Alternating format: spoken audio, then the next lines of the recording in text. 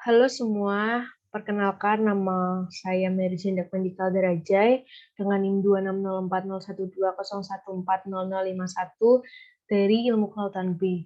Di sini saya akan menjelaskan beberapa materi mengenai sistem informasi geografis. Materi yang saya paparkan pada hari ini ada 4, yaitu penginderaan jauh, registrasi digitasi dan klit, yang ketiga ada interpolasi kriging dan suhu permukaan laut, dan yang keempat ada batimetri dan kartografi digital. Langsung aja yang pertama. Yang pertama adalah materi penginderaan jauh. Materi ini terdapat empat macam materi. Yang pertama ada ArcGIS, yang kedua ada Google Earth Pro, yang ketiga ada citra satelit, dan yang terakhir adalah contoh hasil penginderaan jauh. ArcGIS merupakan software berbasis Geographic Information System atau GIS yang dikembangkan oleh ESRI, Environment Science and Research Institute. ArcGIS menjadi acuan dalam perkembangan teknologi GIS dan menjadi salah satu terdepan dan dalam platform Geographic Information System di dunia. Fungsinya sendiri adalah memanfaatkan data dari berbagai format data, membuat peta, analisis spasial, interpolasi, dan membantu pemberian informasi mengenai lokasi. Selanjutnya adalah Google Earth Pro. Google Earth merupakan program global virtual yang sering disebut dengan Earth Viewer. Google Earth Pro sendiri merupakan citra yang memiliki kualitas resolusi spasial tinggi dengan cakupan perekaman luas dan dapat diunduh dengan gratis. Dua software ini yang digunakan untuk penelitian dalam penginderaan jauh. Selanjutnya ada citra satelit.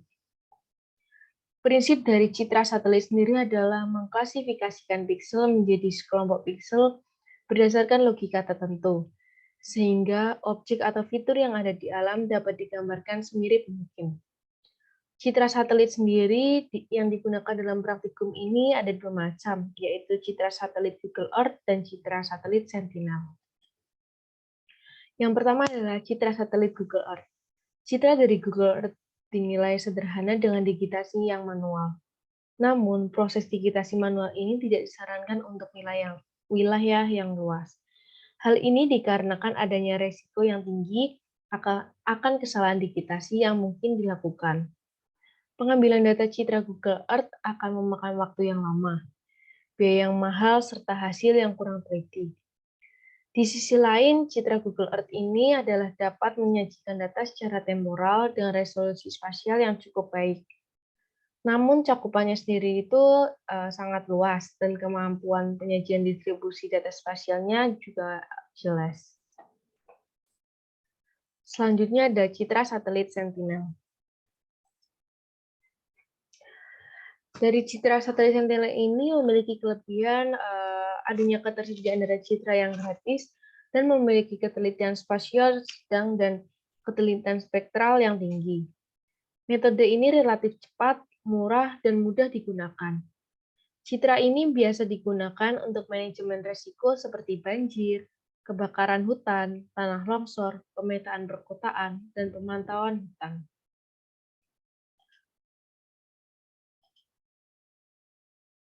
Selanjutnya adalah contoh hasil penginderaan jauh. Gambar yang di sebelah kiri adalah hasil komposit print menggunakan software ArcGIS. Yang kedua adalah hasil dari Google Earth. Materi yang kedua adalah registrasi, digitasi, dan klit. Registrasi peta merupakan transformasi koordinat dari data yang awalnya belum memiliki koordinat dan masih mengandung kesalahan geometrik menjadi citra yang benar dan akan memiliki koordinat. Hal yang harus diperhatikan dalam registrasi peta sendiri adalah arah mata anginnya, longitude, dan latitude. Gambar di sebelah kanan ini adalah salah satu contoh registrasi peta yang dilakukan pada Fakultas Sains dan Matematika Universitas Diponegoro. Selanjutnya ada digitasi peta. Digitasi sendiri merupakan konversi suatu fitur yang ada pada peta ke dalam format digital. Digitasi akan menghasilkan suatu file dengan format shapefile, yaitu model data vektor yang digunakan untuk menyimpan lokasi, bentuk, dan atribut dari fitur geografi sendiri. Digitasi yang dilakukan pada peta kali ini itu menggunakan 3 macam, yaitu point, polyline, dan polygon. Point merupakan digitasi yang menggambarkan atau menandai objek dengan suatu pusat seperti kota, wilayah, bangunan, fasilitas umum yang ada pada peta atau lokasi tertentu. Dalam gambar contoh peta di bawah ini, digitasi point digambarkan titik warna pink yang ada di tengah-tengah digitasi poligon ini. Selanjutnya ada digitasi polyline. Digitasi polyline digunakan untuk menggambarkan suatu objek dengan bentuk memanjang seperti rel kereta api, sungai, dan jalan.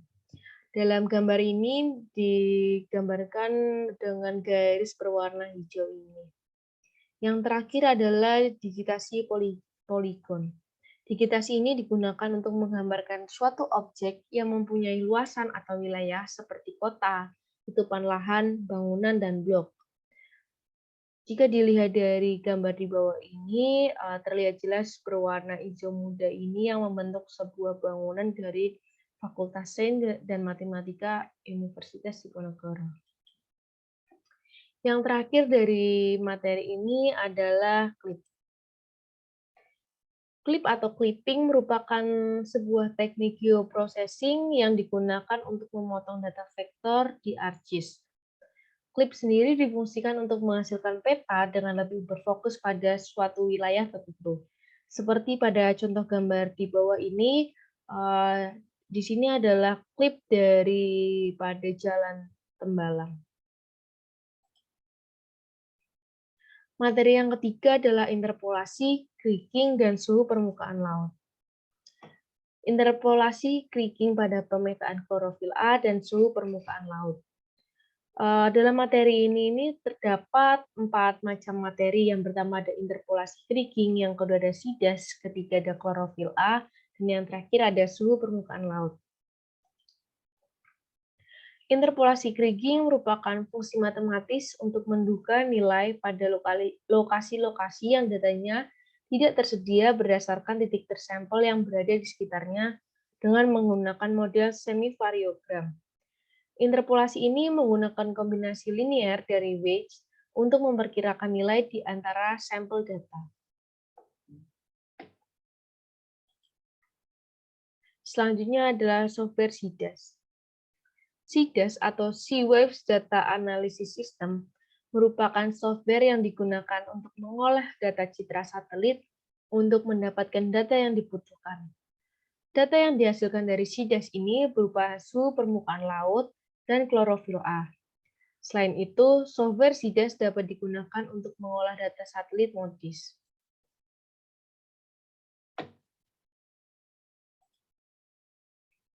Selanjutnya adalah klorofil A. Klorofil A merupakan pigmen hijau yang ditemukan pada tumbuhan algae dan cyanobacteria.